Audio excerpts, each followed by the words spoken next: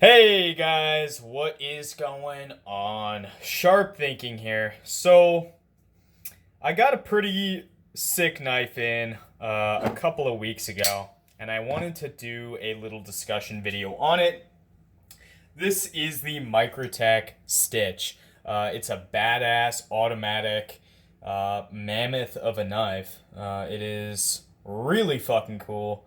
This one is in CPM 3V, so let's talk about it. I guess we'll do a size comparison before anything.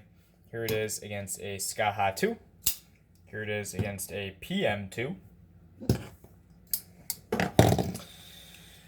Let's put it up against some Microtechs here.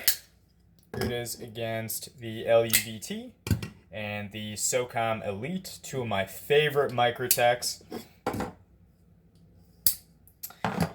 Here it is against the Umnumzon and the Sebenza 21.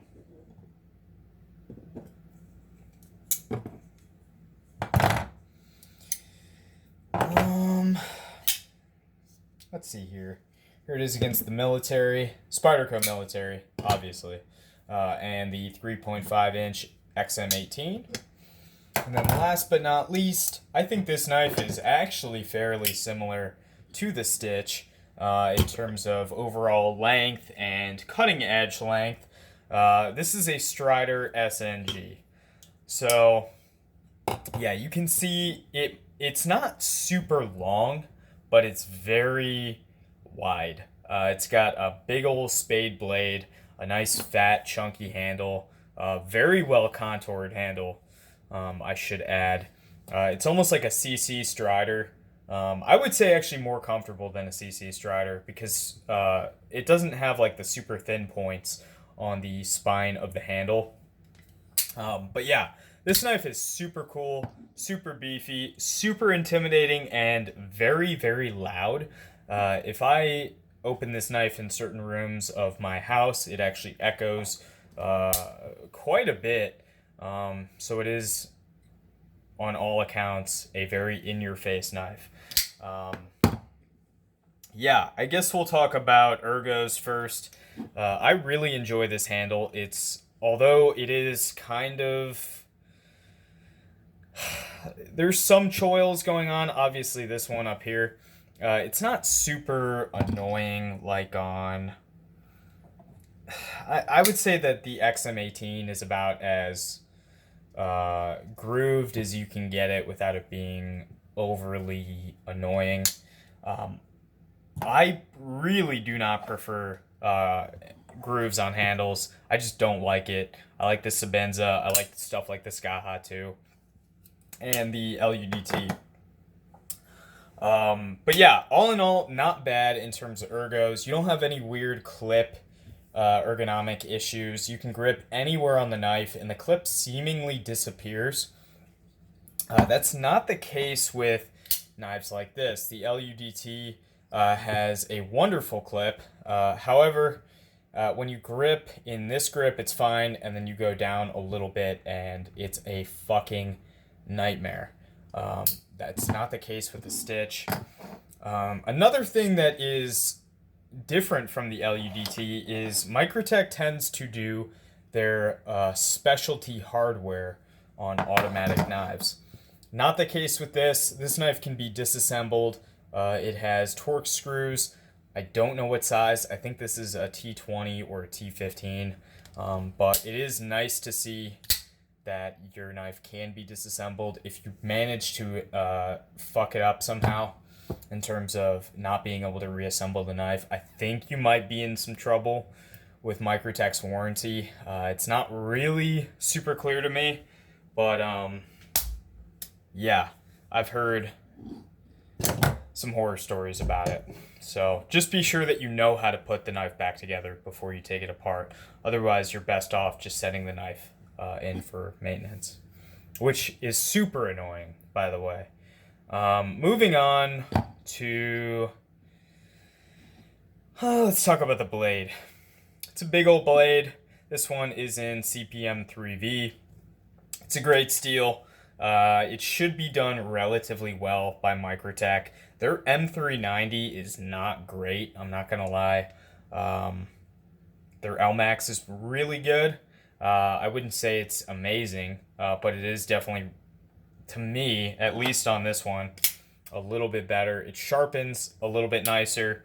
But yeah, I have probably 5 knives in Microtech's M390, and it is okay at best. It just depends on the knife. This SOCOM is not bad. My other SOCOM is terrible. So there is always going to be a little bit of variance with heat treat in production knives. So just expect that. The new ones that are being made are in XHP, which is a little bit less sensitive to kind of complications that can happen with a heat treat. So it should be a lot more consistent. Hopefully they start making SOCOMs and LUDTs in CTS XHP again, because I would love to get a couple of those in each model. I may end up picking up an XHP Stitch. I do plan on doing a full-length video on this down the road, probably in like 6 months to a year. It just depends. Like this Strider, I still have not done a conclusive analysis on, and it's been well over a year since I got it, so it takes some time to get that stuff done, but it should all be worth it. And my camera is out of focus, so I'm gonna hold the knife. Talking about the blade, it is a very, very wide and thick blade. However, one thing Microtech does pretty well is they tend to grind their knives very thin.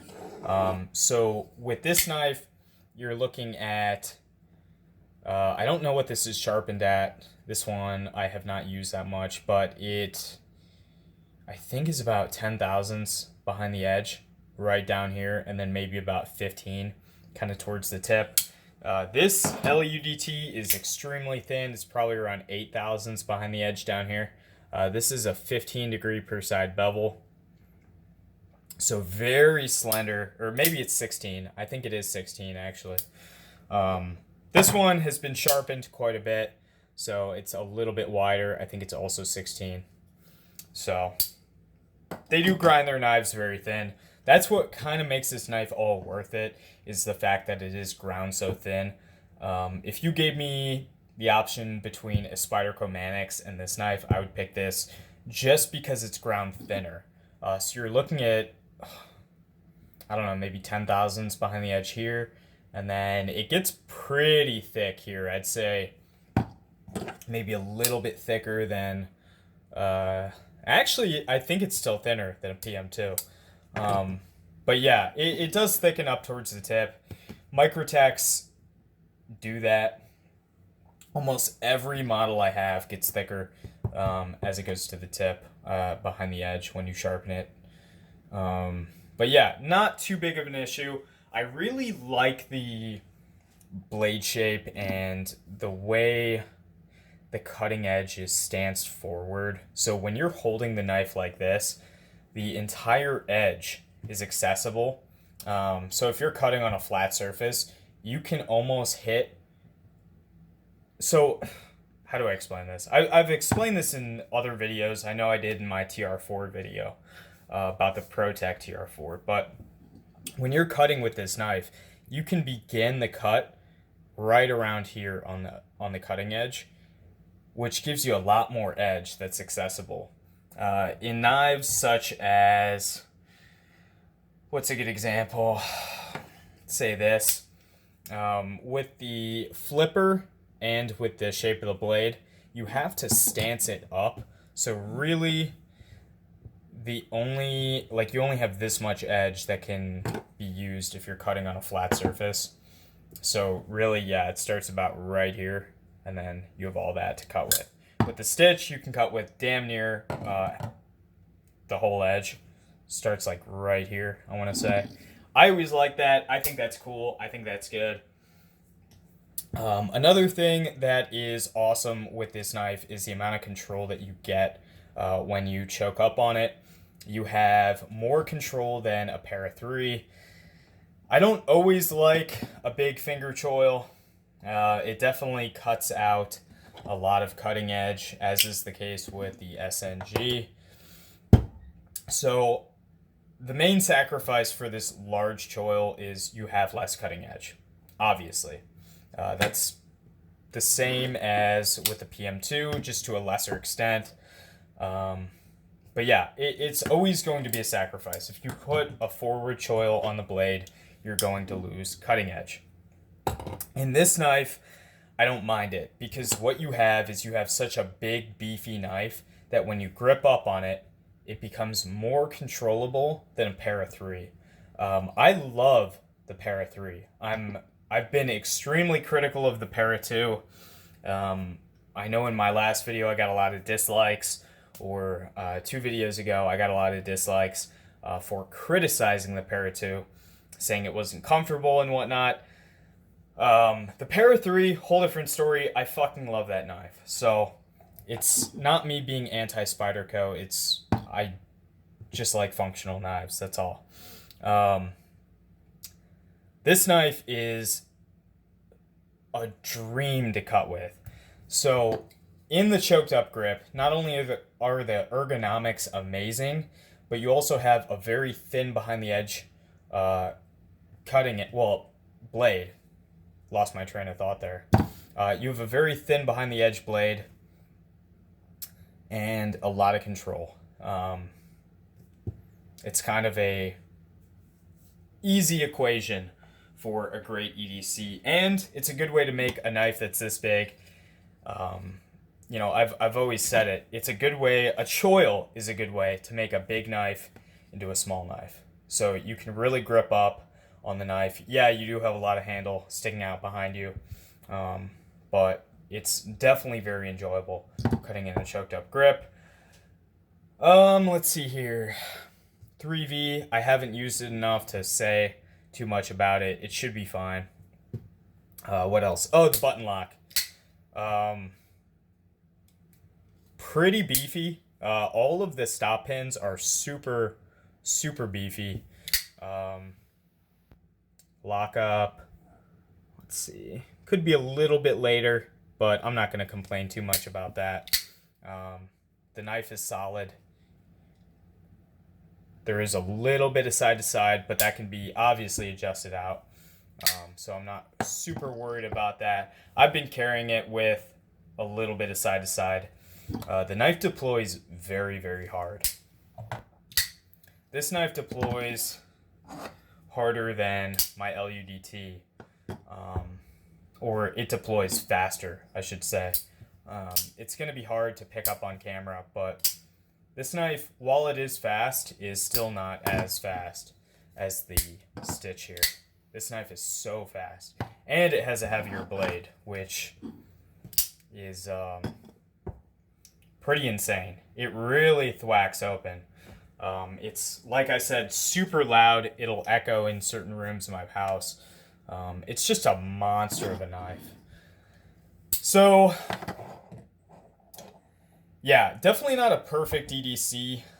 It's not something I'm going to be carrying every day, especially not in the summer, in shorts or whatnot. It's just too big, too heavy, too wide. However, on hikes, wearing jeans, whatnot, this knife is really, really something. It offers a lot, in my opinion. Even though it is kind of an outlandish look, it looks very intimidating, and it's just kind of big for a lot of guys, I think. I think it offers a lot. I don't mind it being an auto. I would buy a manual if they made it. However, that's not the case at the moment. But yeah, all in all, I love this knife. I am so happy I got one, and hopefully I can grab a second one before they're discontinued again. I should have talked about the price on this. New, these are going for about $380. On the secondary market, you're actually not going to get a break with the Stitch, unfortunately.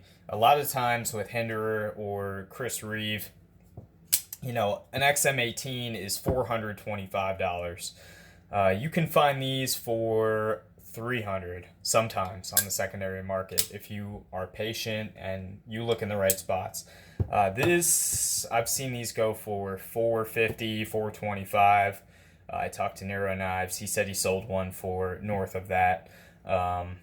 So yeah, you got to get them as they drop. Otherwise, you're going to pay a little bit more. But yeah, all in all, I think it's definitely worth checking out. Know your local laws. Definitely not going to be a knife you want to carry in New York or California. But yeah, what a unique, awesome, badass knife this is. I kind of look at carrying this as carrying a 1911. It's not really the most practical thing to carry. Definitely the LUDT is a better cutter, carries better, and is, I mean, it has more cutting edge than this knife. But something about a stitch, you know, it's just a whole different experience. So I appreciate you all watching. For those of you guys that watched the end, big shout out to you, and I will see you guys in the next video.